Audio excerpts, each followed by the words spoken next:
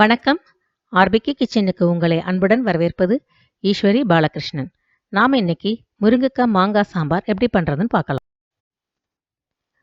150 gram துவரம்பருப்பு அரை மணி நேரம் ஊற வச்சு 4 டம்ளர் தண்ணி விட்டு வேக வச்சு பருப்பை தனியாக பிரித்து எடுத்து வச்சிருக்கு.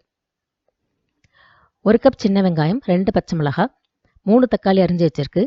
இந்த அளவு புளி சுடுதண்ணில் ஊற வச்சு கரைச்சிக்கணும். மாங்காய் எடுத்திருக்கு.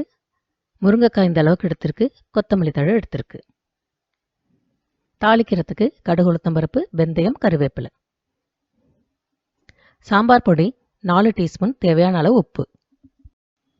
4 டேபிள் ஸ்பூன் ஆயில் விட்டு ஆயில் சூடானதும் கடுகு, உளுத்தம் பருப்பு சேர்த்துடலாம். வெந்தயத்தை சேர்த்துட்டு கருவேப்பிலையும் சேர்த்துடலாம்.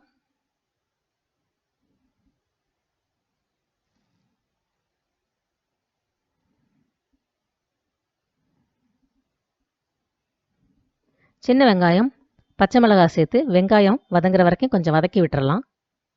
ஸ்டவ் சிம்மில் இருக்குது. அரிஞ்சு வச்ச தக்காளி சேர்த்து தக்காளி வதங்குற வரைக்கும் ஒரு மூடி போட்டு மூடி வச்சிடலாம்.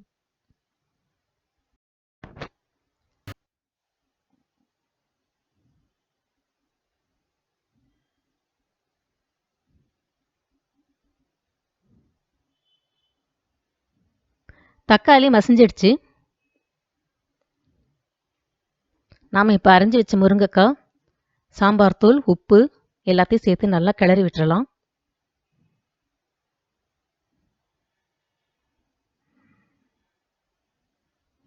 எடுத்து வச்சிருந்த பருப்பு தண்ணியும் ஊற்றிக்கலாம். இந்த பாத்திரத்தில் ஒரு அரை டம்ளர் தண்ணி கலந்து அதையும் சேர்த்துக்கலாம். இப்போ நல்லா கலந்து விட்டு மீடியம் ஃப்ளேமில் தண்ணியை கொதிக்க விடலாம்.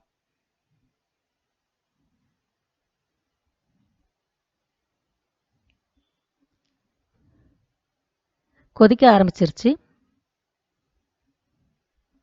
நாம் இப்போ ஸ்டவ் சிம்மில் வச்சுட்டு மூடி போட்டு மூடி முருங்கைக்காய் வேகிற மட்டும் வேக விட்டுறலாம்.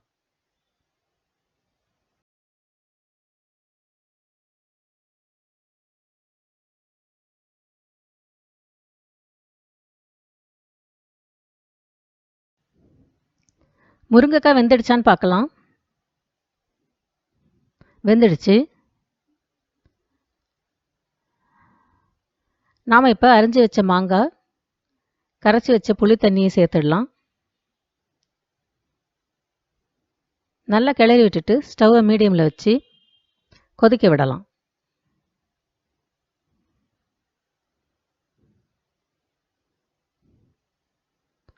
கொதிக்க ஆரம்பிச்சிடுச்சு. இப்போ ஸ்டவ்வை சிம்மில் வச்சுட்டு ஒரு மூடி போட்டு மூடி ஒரு 5லேருந்து 7 நிமிஷத்துக்கு விட்டுறலாம்.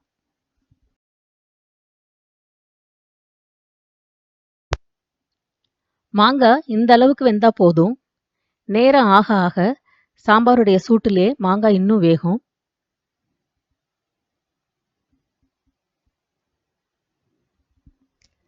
இப்போ நாம் வேக வச்சு எடுத்து வச்ச பருப்பு சேர்த்துடலாம். நல்லா கிளறி விட்டு 2 நிமிஷத்துக்கு கொதிக்க விட்டுறலாம்.